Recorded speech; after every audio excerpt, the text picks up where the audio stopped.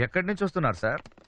శివాలయంలో హరికథలు చెప్తున్నారంటే వెళ్ళి అదంత ఇంట్రెస్టింగ్ గా లేదని పక్క థియేటర్లో ప్రేమించుకున్నారు ఆ సినిమాకి వెళ్ళాను.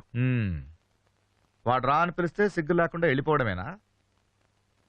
అక్కడేమో మీ నాన్న కంప్యూటర్ నేర్పించాలి, మా వాడిని ఫారెన్ పంపించాలి అంటుంటాడు. నువ్వు ఇక్కడ ప్రేమించుకుందాంరా, పారిపోదాంరా ఇలాంటి సినిమాలు చూస్తూ ఉంటు. ఇంతకీ ఏమొచ్చు మనకి?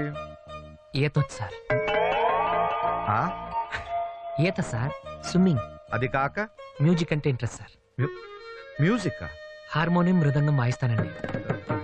ఇక్కడికి కానీ తెచ్చావా? లేదు సార్. థ్యాంక్స్.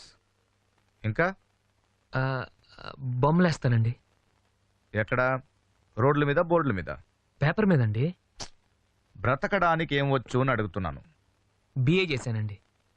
ఎన్నేళ్ళు? ఓ, త్వరగానే అయిపోయిందే. లాస్ట్ ఇయర్ కష్టపడి చదివానండి. సరే, మీ నాన్న నీకేదైనా ఉద్యోగం చూడమన్నాడు. వారం రోజులు ఏదో ఒకటి సెట్ చేద్దాం. నువ్వు వెళ్ళి భోంచేసి చేసి పడుకో. బంతి, ఇతనికి రేపు మార్నింగ్ అవుట్ హౌస్ చూపించు. అవుట్ హౌస్ ఎందుకు సార్? బయట ఎక్కడైనా అవుట్ హౌస్ సౌకర్యంగానే ఉంటుంది సార్.